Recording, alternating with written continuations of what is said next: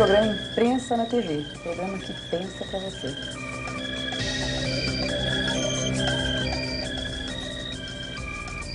Olha, tem duas possibilidades aqui. Você quer ser assistente, auxiliar de escritório ou jornalista na sua carteira? Qual a dúvida? Eu nunca entendi a dúvida, mas ele tinha dúvida e era sério. Eu falei, não, então faz o seguinte, eu prefiro jornalista. Ele é mais marginal.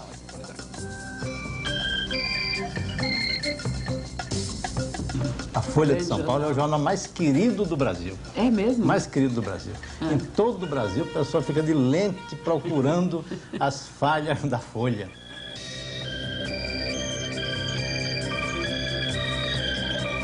Polêmico, fofoqueiro, crítico de TV e jurado de Silvio Santos, o jornalista Leão Lobo. Boa noite. Boa noite, Leão. Vai dar um beijo? Opa! Um beijão, gostei.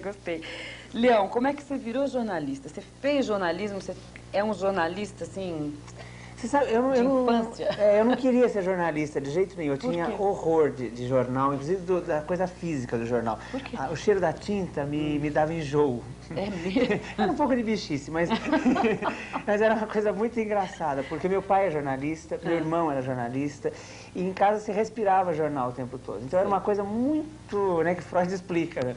Porque quando eu era bem pequeno, eu me lembro assim, eu dizia assim, meu pai está em casa hoje, que era domingo. Então minha mãe dizia assim, mãe, não incomode porque ele está muito ocupado, ele trabalhou muito a semana toda. E minha mãe idolatrava um pouco meu pai pra gente, né? E aí, então, eu entrava no quarto, eu via uma pilha, tinha Estadão, não sei o quê, um em cima do outro, e ele tinha lido tudo aquilo, ele estava dormindo, né? Digerindo aquela informação. E em volta da cama dele, aquela coisa me separava, parece que do meu pai. Acho que a imagem que eu tenho é essa, então eu acho que eu fiquei com horror de jornal. Então eu não lia jornal, não era coisa louca. E acho que até por isso que eu comecei a me aproximar da televisão, do rádio, porque eu fiquei tão... Eu queria me informar para participar das discussões que tinha em casa, mas eu não queria ler jornal. Então eu enjoava mesmo, entendeu? E meu pai tinha uma mania, inclusive, de ler jornal na mesa, tomando café. Você não conseguia comer, então eu não conseguia comer. E aí meu pai falava assim, que isso, frescura, aquelas coisas, né?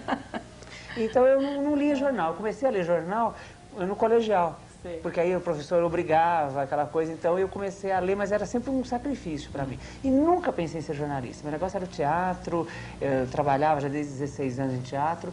De repente... Como ator? Como ator. Ah, não diga.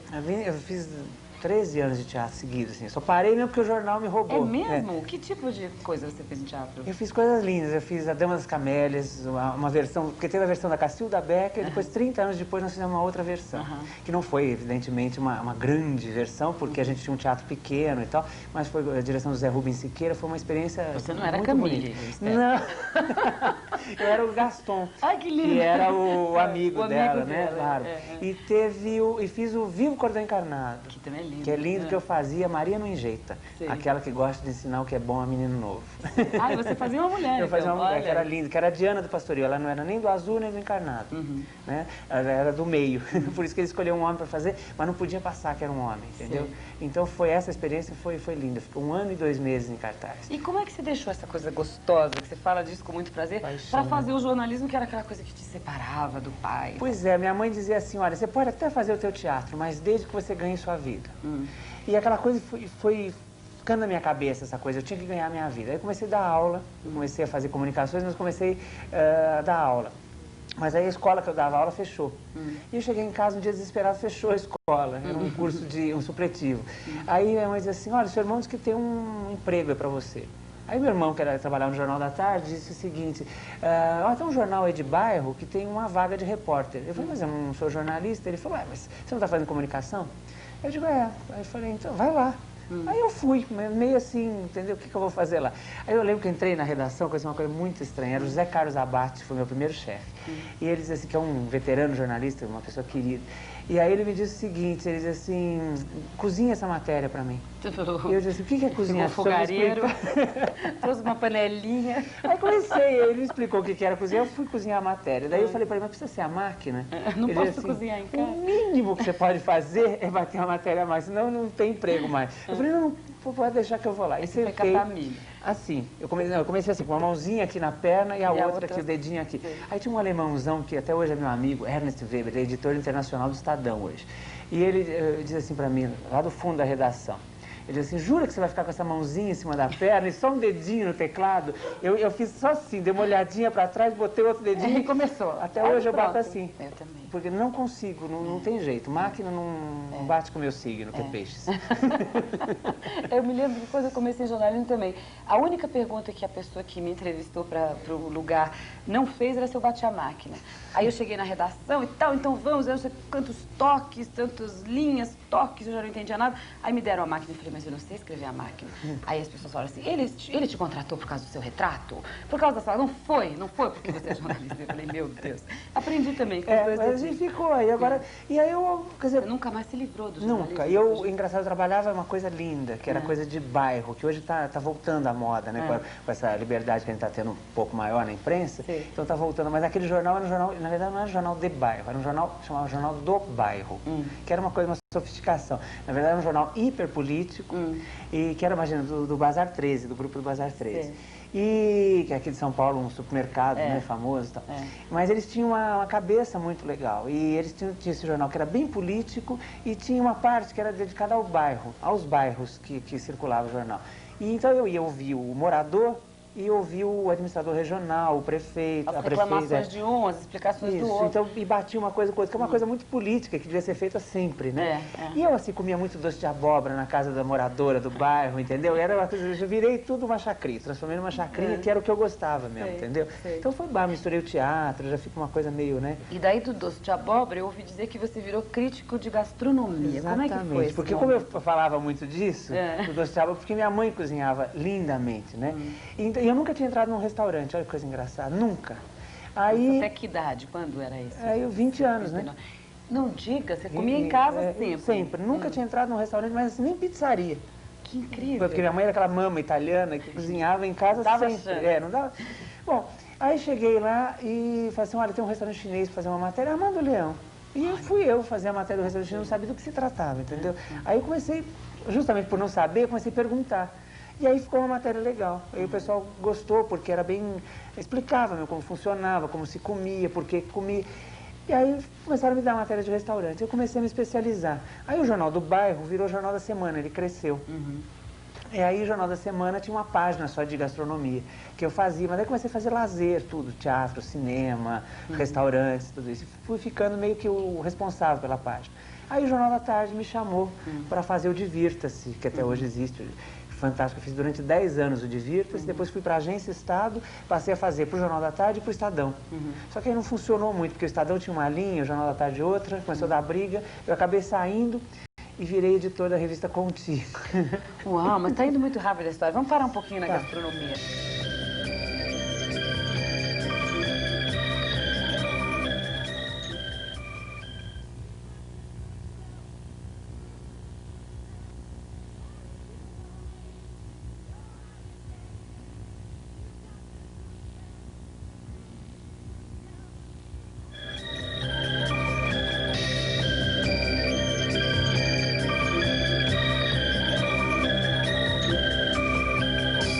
Eu sei que no momento da tua vida profissional, você foi assessor de imprensa do Homo Sapiens, que é um conhecido nightclub, bar, enfim, um gay, não é? E em qualquer lugar do mundo que você viva, existe uma imprensa gay muito estabelecida, muito respeitada. Aqui no Brasil existe isso, quer dizer, a imprensa das minorias. Existe a imprensa negra, a imprensa gay, a imprensa feminista. Você acha que existe essa liberdade de expressão hoje no terceiro mundo? Engraçado, né? O Brasil está muito engraçado hoje, porque tem um pouco mais de liberdade, entre aspas, né? Até na imprensa. E, ao mesmo tempo, as coisas... Na época da repressão, tudo era mais forte. Lembra o jornal Lampião? Eu tenho todos os números guardados. Né? Eu era assim, morri de vontade de um dia poder trabalhar no Lampião. E nunca consegui. Agora morreu o Heber Daniel, né? Que era assim, meu ídolo, né? Uma pessoa fantástica, né? E eu chorei. Foi quando eu vi a notícia, eu fiquei mal. Porque o Lampião acompanhou muito essa minha vida, essa minha briga comigo mesmo, essa coisa de tentar entender o que eu era e tudo isso. E eu sempre fui contra o gueto. Sim. E era uma coisa que o jornal, inclusive, discutia muito, a questão do gueto, né? E a boate, eu trabalhava na boate, mas ao mesmo tempo eu brigava com isso, de estar num lugar que era reduto, né? Eu sempre achei que as pessoas tinham que se misturar, que não tinha que ter essa coisa assim de... Separar. Separar, né? O homossexual aqui. Agora, ao mesmo tempo, tem uma coisa que é muito forte no gueto, ele te protege, né? Exato. Então, quando você tem o preconceito, do outro lado, você acaba... É mais forte a coisa do gueto, porque ele te acolhe. Perto do seu grupo, dos seus amigos. Então, eu sentia que eu sempre me refugiava lá. Mas sempre fazendo análise, paralelamente, então isso me ajudou a quebrar essa coisa.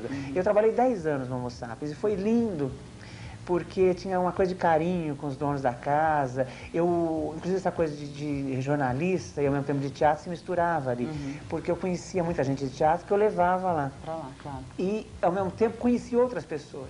Então eu fiquei muito perto da Zezé Mota, por exemplo, do Ney Matogrosso, da Regina Duarte, que eram pessoas lindas que iam lá de graça, iam dar entrevista e ficavam assim 2 horas falando. Entendeu? E falava muito da questão gay. A Dina Sfati foi uma das coisas assim, polêmicas, né? Você me apresentou aí como polêmico. Foi uma briga com a Dina Sfati, que depois virou uma briga nacional. Você lembra? Lembro. Porque começou lá no Homo Sapiens, foi uma coisa super bonita. Aquela discussão? Porque eu tinha uma pergunta que eu fazia, eu não lembro exatamente como ela via a questão dos gays. Você levava as pessoas para o Homo Sapiens e fazia uma entrevista com elas? Era uma na parte verdade, do show. Isso. Na verdade, eram 2 transformistas que faziam, a Maise e a Veneza, fantásticos, né? E eu fazia a fichinha, uma espécie de Hebe da meia-noite. Né? Então, aí elas... nunca foi filmado? Infelizmente, não.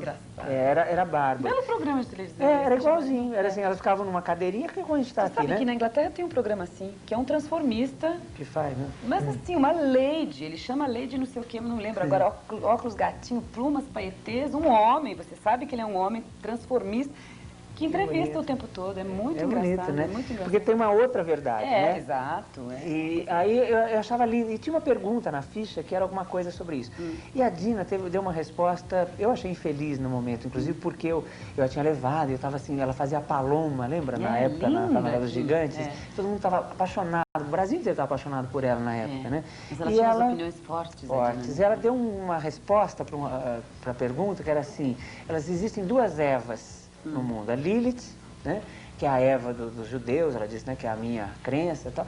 E ela disse assim, existe a Eva que vocês todos conhecem. E a Eva é uma mulher comum e tal. Agora, a Lilith não. A Lilith é uma mulher forte que luta por seus direitos. E como nós estamos deixando de ser Evas para virar Lilith, então alguém tinha que fazer o serviço porco que a gente está deixando de fazer. E vocês estão no mundo para isso, para servir aos homens como geishas. E alguém, eu lembro da plateia, tinha assim, umas 2.000 pessoas dentro da boate nessa noite. Uau. Que era o auge do Homo Sapiens nesse momento. E alguém gritou lá e disse, mas peraí, você não está falando com 2.000 cabeças de gado, você está falando com pessoas. E ela respondeu, mas no fundo vocês todos querem a mesma coisa. E fez um gesto grosseiro. Bom, quando eu virei para trás, a plateia inteira tinha saído. Não. Que eu achei, na verdade, um ato político, assim, espontâneo, né? Bonito, né? E eu também senti vontade de sair. Eu não podia porque eu tinha levado ela. E aí ela disse assim, alguém perguntou assim, mas por que se você não gosta de gay, por que você veio até aqui? Ela falou, olha, porque esse pentelho aí apontou para mim. Meu Deus! Aí ela me deu permissão para sair, inclusive, né? E, na verdade, eu não tinha pentelhado ela. Tinha 2 vezes, tinha ligado para ela, depois fui buscá-la. Claro. Simplesmente, né? Então, eu trabalhei o que eu tinha que fazer. Então foi uma coisa super... Aí no dia seguinte, porque lá no Homo Sapiens frequentava assim, o figurinista da Globo, o maquiador da Globo, o engenheiro... Todo mundo. Teve uma época que todo mundo ia. Então, aí a Veja foi entrevistar e ela disse as mesmas coisas. Esse ano o verão das mulheres e dos homens, não sei o quê. Aí virou uma... Ela virou a Anitta Hill, lembra que tinha uma americana que fazia uma coisa parecida? Eu sei que você gosta muito de um filme, que é O Cozinheiro Ladrão, Sua Mulher e o Amante. Aliás, um filme que eu vi e adorei também. Como é que é essa coisa da comida na sua vida? Por que esse filme? O que tem essa história? Olha, eu acho que começa pelo doce de abóbora, que tem uma história assim, vou lá para minha infância. Manda o doce de abóbora aí, pessoal. Olha, sinto até cheirinho do cravo, porque minha mãe fazia muito bem doce de abóbora. E eu tinha uma irmã que é a paixão da minha vida, uma psicóloga fantástica, uma pessoa linda. E acho que a pessoa mais especial que eu conheci na minha vida até hoje. Sim. Essa irmã? Essa irmã. E ela tinha 6 anos quando eu nasci. Eu fui um pouco a boneca dela. Certo. Né? Virei boneca talvez por aí. Começou cedo. Comecei por aí. E olha, foi uma coisa muito engraçada. Em você, ela cuidava mesmo, entendeu? Sim. E ela adorava doce de abóbora. E então eu aprendi a gostar do doce de abóbora porque gostava dela. Certo. Eu virei palmeirense porque ela era palmeirense, Olha, entendeu? Sabe essas coisas? Palmeirense é terrível. Coisa de paixão mesmo. Eu sou São Paulina, não dá. Ah, boy. Não, mas estamos todos muito mal atualmente. O futebol brasileiro está um caos, né? Mas aí, o doce de abóbora ficou na minha vida de tal forma que eu passei a gostar da cor. E olha que ironia. A minha irmã comeu uma vez uma travessa de doce de abóbora, ela ficou com ódio do doce de abóbora. Gente, e eu continuei gostando. Aí você se libertou dela. Me libertei um pouquinho, né? E olha que coisa maluca. Daí eu fiquei com a coisa da abóbora, a cor de abóbora, passou a ser minha cor preferida. Olha. Foi uma coisa que eu não sei porque eu trouxe, né? Claro que não dá para usar a cor de abóbora, uma cor horrível, dependendo da roupa, não dá para usar. Eu tive uma Kombi cor de abóbora, que maravilha, esse dia morreu de rir com essa história, porque ela teve uma Kombi verde. Meu Deus! E eu tive uma cor de abóbora que eu ganhei dela. Cenoura e o pepino, né? Que horror! Essas duas cores. Uma boa mistura. Ecologia total. Bom, aí, olha, você sabe que foi uma coisa muito engraçada, porque isso me acompanhou sempre, né? E na coisa do filme tinha muito isso, tinha uma coisa de cor muito forte no filme, verdade. né? Na verdade, eu fui ver esse filme porque eu tinha um namorado que era estilista de moda. Sim. E eu achei que ele deveria gostar do filme. Sim. Porque tinha uma coisa de moda, de cor e tal, né? E cheguei lá e fiquei apaixonado pelo filme, porque tinha essa coisa da comida. Até deixou o namorado do cinema e foi embora. Deixei o namorado para sempre, logo depois disso. Certo. Até porque ele ficou com o lado mais fútil do filme. E o filme tinha uma coisa bonita, profunda, assim, que usava muito essa coisa da cor, da mudança, inclusive, de cenário, para aprofundar, né, a realidade dos personagens e tal. E ele ficou só com o superficial, e aí acabou. Mas o filme realmente valeu a pena. E tinha muito essa coisa, eu sentia até o cheiro da...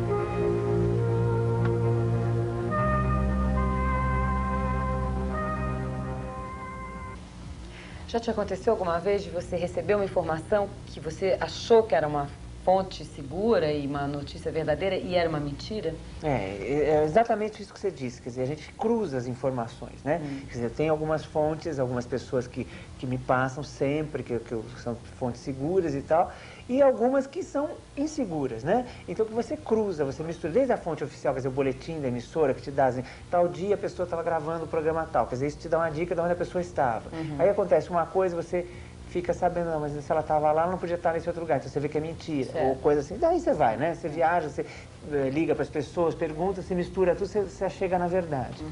Mas, às vezes, você pode cair numa armadilha. E eu caí numa recentemente, né?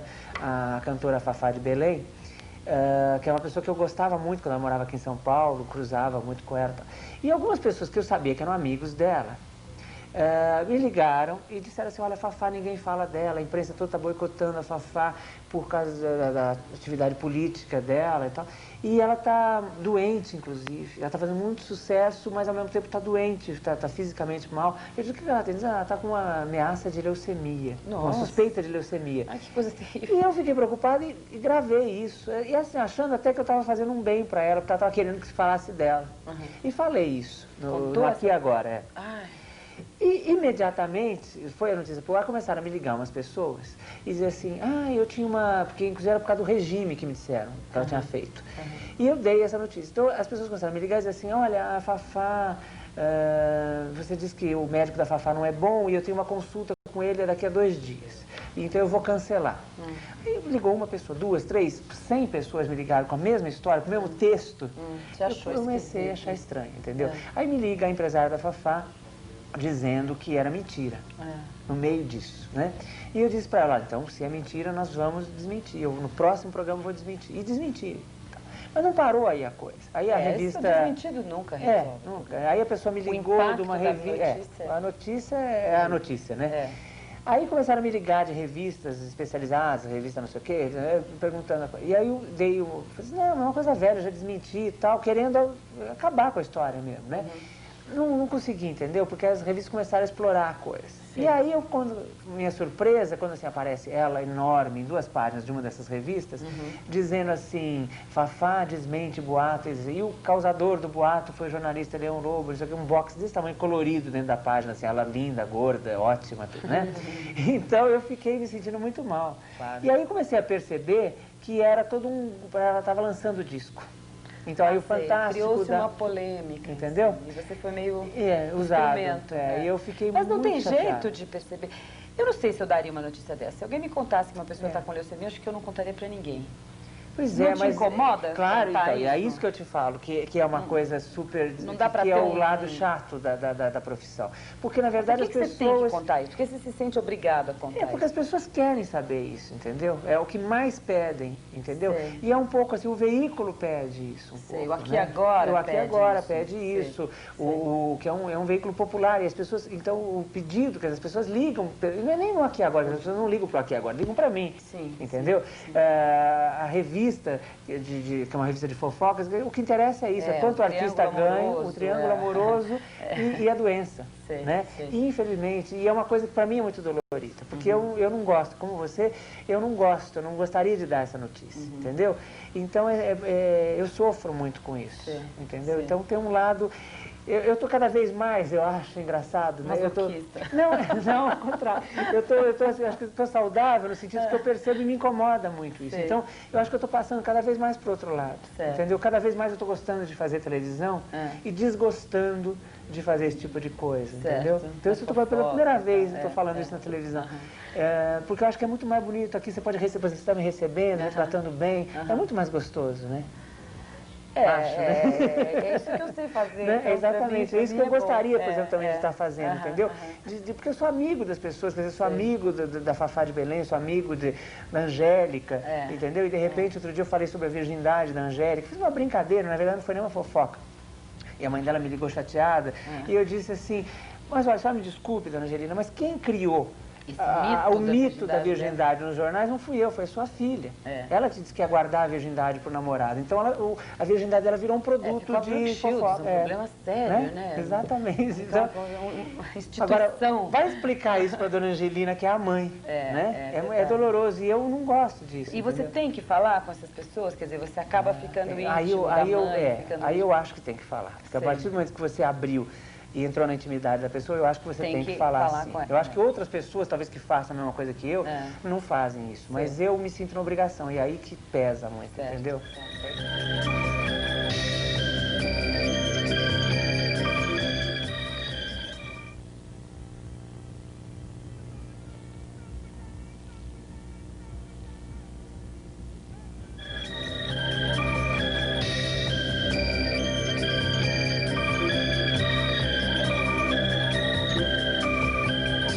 Eu me lembro que quando eu comecei em televisão, antes de conhecer você pessoalmente, você fez uma vez uma crítica do Panorama. Você até pegou uma coisa que estava meio que acontecendo comigo. Eu comecei a fazer televisão sem saber fazer televisão E você fez uma crítica cruel ao programa. Eu falava, Leão Lobo, ele deve ser terrível, Leão e Lobo. E depois que eu te conheci, eu descobri que não tinha nada de leão e muito menos de lobo. Mas, e depois de um tempo, quando eu voltei a fazer, né, você lembra disso? Quando eu voltei a fazer o Paulista 900 na Gazeta, você me elogiou muito e tal. Essa coisa de mudar de opinião, inclusive, que eu acho muito saudável. Mas eu sei que você tem críticas severas a alguns programas infantis. Como é que você vê a programação infantil da televisão? Que eu acho uma coisa muito importante da gente conversar por causa do espaço que ela ocupa e por causa das pessoas que ela atinge, né? Aí eu me sinto muito mais à vontade, entendeu? Porque eu acho que o crítico está em mim mesmo, entendeu? Isso. Então, por exemplo... Mais o crítico do que o fofoqueiro, na verdade. Exatamente. Então, eu, por exemplo, eu vejo o programa, e eu levo muito a sério, até eu discuto com o Simão isso, eu digo assim, você brinca muito com a televisão, e eu acho que a televisão tem que ser levada a sério, porque ela entra na casa das pessoas, né? Então, o Simão falou assim, é que eu faço crítica humorada. Eu digo assim, eu às vezes eu não consigo brincar com algumas coisas da televisão. Por exemplo, o programa infantil. Eu acho que a Xuxa é uma assinte. Entendeu? A criança, aquela coisa, aquele café da manhã que ela toma, um país miserável, morrendo de fome, eu não consigo achar graça nisso, por exemplo, entendeu? Podia até brincar, chamar ela de Xuxa qualquer coisa, Xuxureca, sei lá o quê, né? Mas não, sabe, não dá, eu acho. Não é teu estilo, entendeu? Você é mais na denúncia. Exatamente, porque eu acho que é muito triste isso que ela faz, entendeu? E as outras, então, são cópias, né? Agora, eu acho que o bom programa da televisão é o Rá-Tim-Bum. Agora, o que adianta o Rá-Tim-Bum ser tão bom? Entendeu? É fantástico, ganhou o prêmio no mundo. Mas as pessoas no Brasil, elas não têm nem o discernimento, quer dizer, de mudar de canal. Aí eu não sei se são as pessoas. Eu acho que a emissora que detém o poder, que detém o monopólio, que é uma coisa rara no mundo, não tem um lugar no mundo onde tenha uma emissora com 50 pontos no Ibope e as outras com 5, com 2, com 1 ou com traço, como é o nosso caso aqui. Mas está mudando, né? Tô brincando. Mas, enfim, assim, o monopólio de uma rede de televisão faz com que essa rede coloque no ar o que ela quiser. Eu vivo dizendo que se a Globo colocar no ar um slide, deixar lá meia hora, as pessoas ficam meia hora olhando o slide da Globo. Que é uma coisa meio assim, uma vidiotia generalizada. Então, se a Globo coloca o Rá-Tim-Bum no ar, além da Xuxa, vamos dizer que existe espaço para a Xuxa também, mas se a Globo, o Rá-Tim-Bum dá 20 pontos no Ibope. O problema é que ela não programa esse tipo de coisa. Exatamente. Porque é um programa sério, que você vai fazer bem... Não é nem sério, ele é engraçado. Ele é sério, ele tem um outro ele vai, objetivo, tem um objetivo pedagógico, ele vai abrir a cabeça das crianças, ele vai fazer a criança, vai preparar a criança para crescer, né, para estar aberta para o mundo. Enquanto que o programa da Xuxa prepara a Xuxa para ganhar dinheiro. Para ganhar dinheiro, entendeu? E é isso que é triste, né? E é isso que eu acho que não dá para brincar com a televisão. Porque é terrível, quer dizer, que a emissora que tem essa responsabilidade, tem 50, não sei quantos pontos de audiência, não tem a menor responsabilidade, preocupação de botar uma coisa séria no ar, entendeu? Uma coisa séria que eu digo no sentido de estar preocupada com o seu público, né? E o público, infelizmente, não percebe isso e vota errado.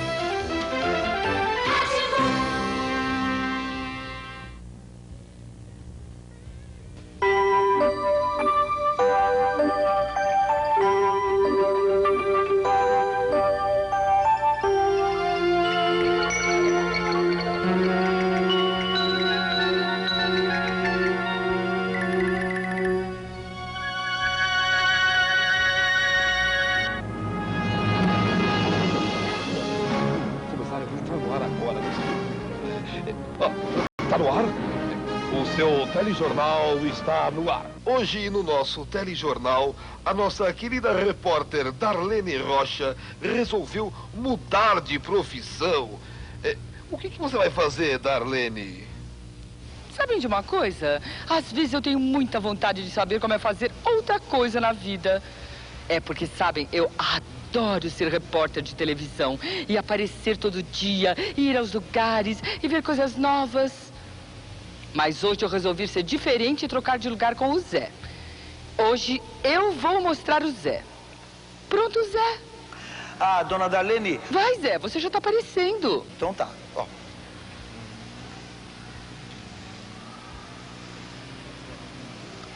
Pronto. Pronto o quê? Já mexi a boca. Mas, Zé, isso todo mundo sabe fazer. Todo mundo sabe? Claro, vocês aí que estão assistindo não sabem mexer a boca igual o Zé? Faz de novo, Zé. Agora vocês de novo. Faz.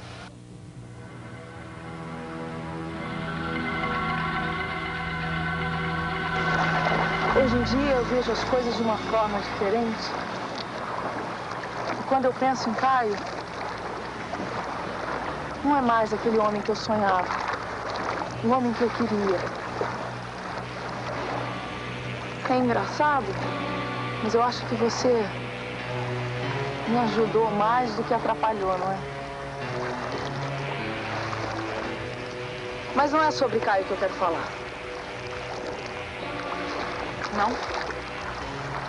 Então é sobre o quê? Sobre meu pai.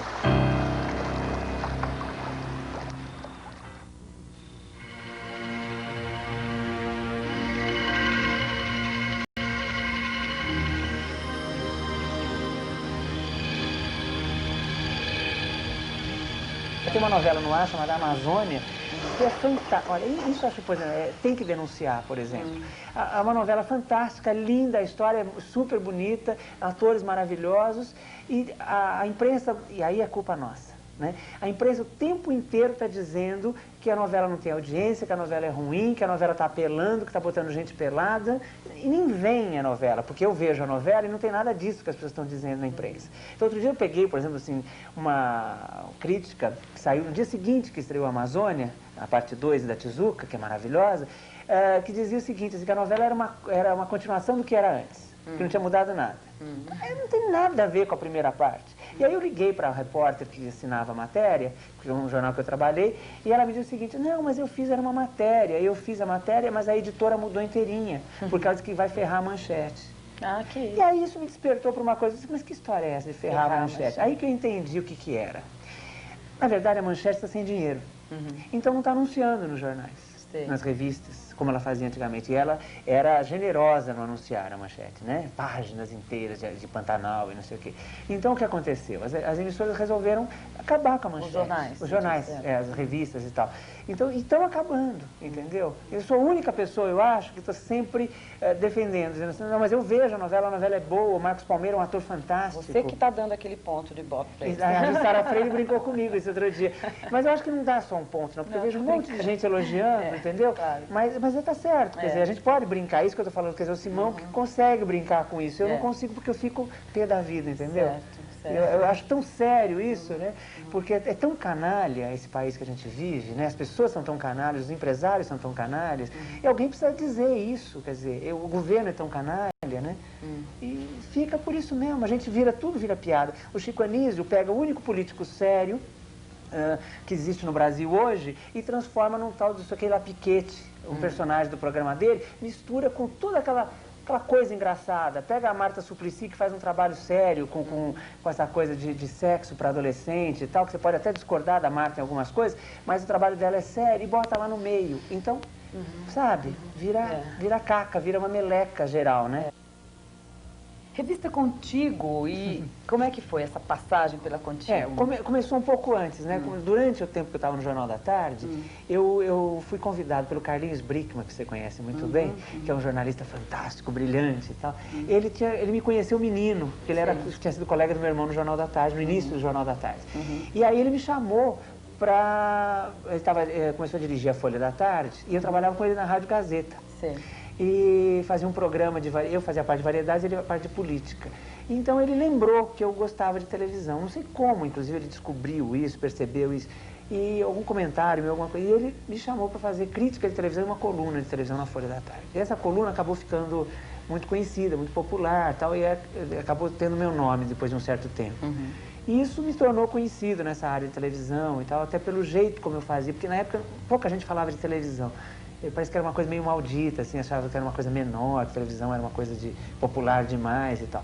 E de repente os jornais começaram a descobrir que para vender jornal eles precisavam se aproximar. É verdade, é verdade. E aí o Carlinhos Brickman teve essa sacada e me chamou para fazer crítica de televisão e uma coluna diária de televisão. E começou a dar super certo. Eu fiquei 6 anos lá, que foi 6 anos assim de, sabe, aquela coisa dos deuses mesmo, né? Tem um lado que pode ser assim considerado apelativo, por exemplo, eu acho o Aqui Agora diferente, por exemplo, eu acho até importante falar disso, do Povo na TV.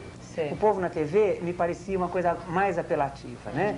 Tinha uma coisa assim violenta e sempre contra o povo, eu acho, né? Aí não, Aqui Agora simplesmente eles mostram a realidade, claro que sem discuti-la, né? E até há uma certa discussão, mas que é também discutível essa discussão. Mas eu acho que mostra mais, eu acho que ele tem um cunho mais jornalístico, né? Tem um respeito maior, né? Então eu acho, nesse sentido, eu acho até legal, né? Porque eu acho que evoluiu, né? Acho o Gil Gomes, por exemplo, com toda a parafernália, toda a caricatura que há, né? A voz e tal, eu acho uma pessoa engraçada, uma pessoa que eu estou descobrindo bonita, uma pessoa que eu tinha um preconceito enorme. O Afanásio, por exemplo, eu acho uma pessoa horrível. O Gil Gomes não, ele tem umas posturas, inclusive ele mexe de um jeito popular, né? Mas ele tem umas posturas bonitas, assim, ele é absolutamente contra a pena de morte. E ele diz isso em cada matéria dele, ele diz isso para o povo, teve um quase linchamento, que ele interferiu e não deixou. Quando o Maguila fala o povo, ó, né?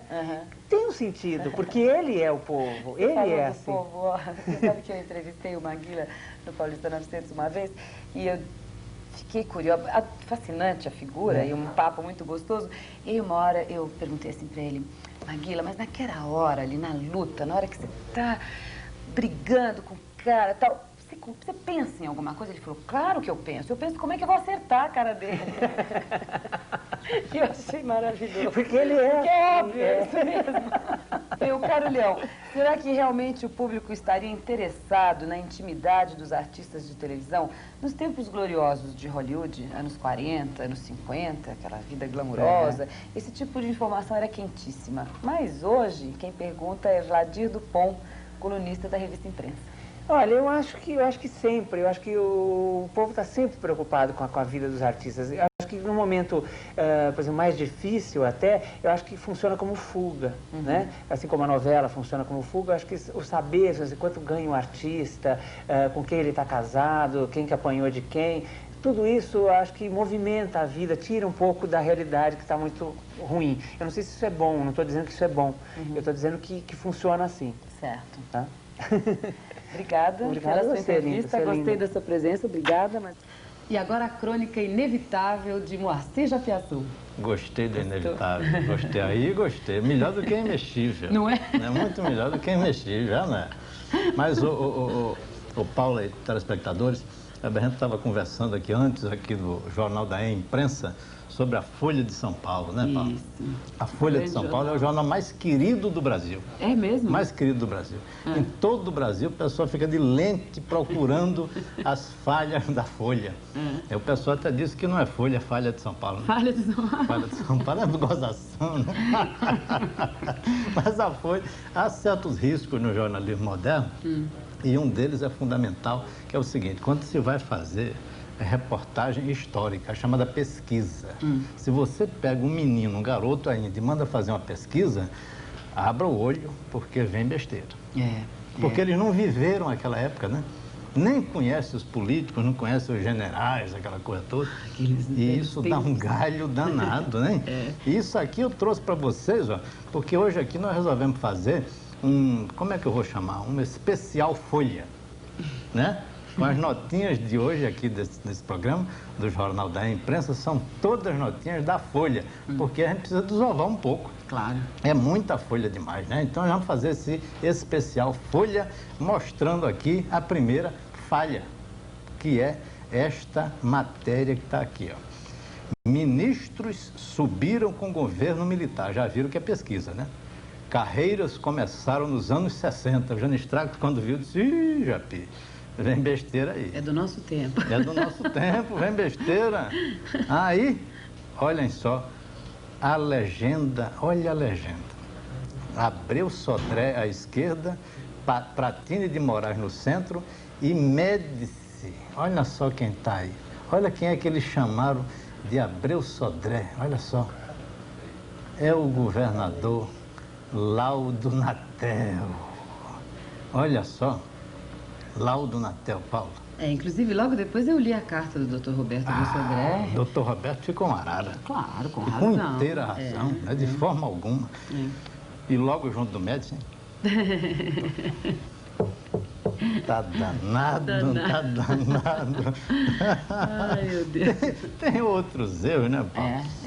Que são obra e graça do chamado revisor, né? Que nós, de vez em quando, Se não fosse o revisor, não existiria, na verdade, este programa. É verdade, é verdade. O Jornal da Imprensa, não é a imprensa na TV, não. O Jornal da Imprensa não existiria sem a figura do revisor. E olha que beleza que saiu isso aqui, ó. Índios.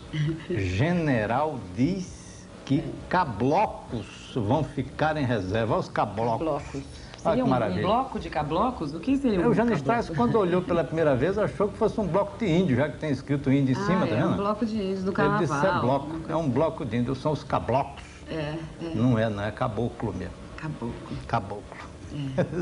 O revisor entrou pelo cano. Né? Exatamente, estava blocado naquele dia. Estava blocado. Né?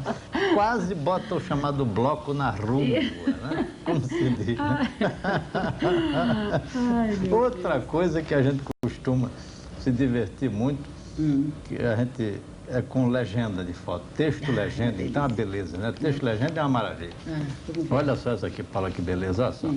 Carreata clandestina, hein, telespectadores? Olha só, carreata clandestina. Eu vou mostrar já já. Donos de ônibus clandestinos fizeram ontem mais um protesto contra as apreensões de veículos. Uma carreata com 6 veículos foi à Secretaria Municipal de Transportes, foto, de São Paulo. Não teve sucesso. As blitz continuam.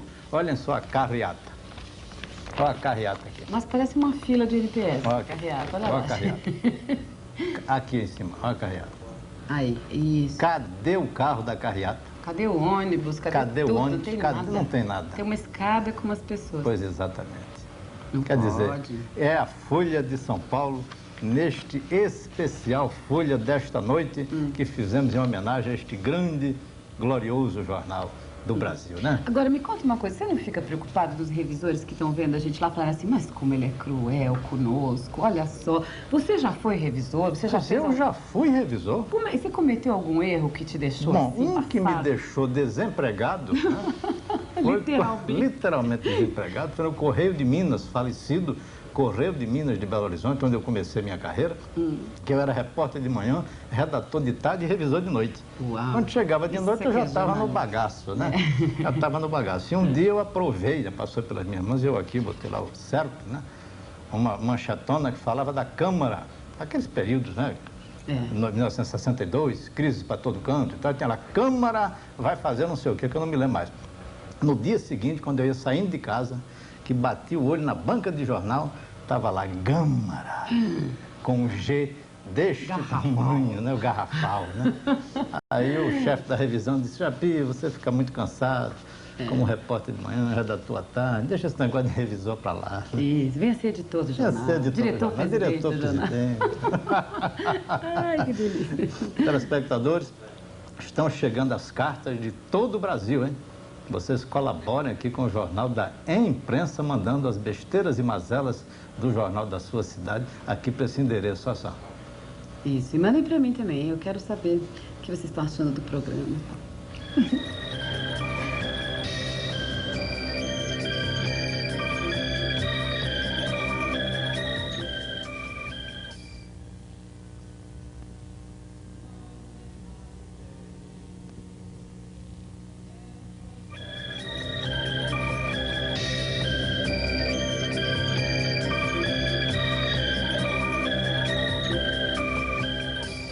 Tomás Souto Correia, vice-presidente executivo da Editora Abril. Jornalista profissional, Tomás iniciou sua carreira no estado de São Paulo. Entrou para Abril em 63, como redator da revista Cláudia.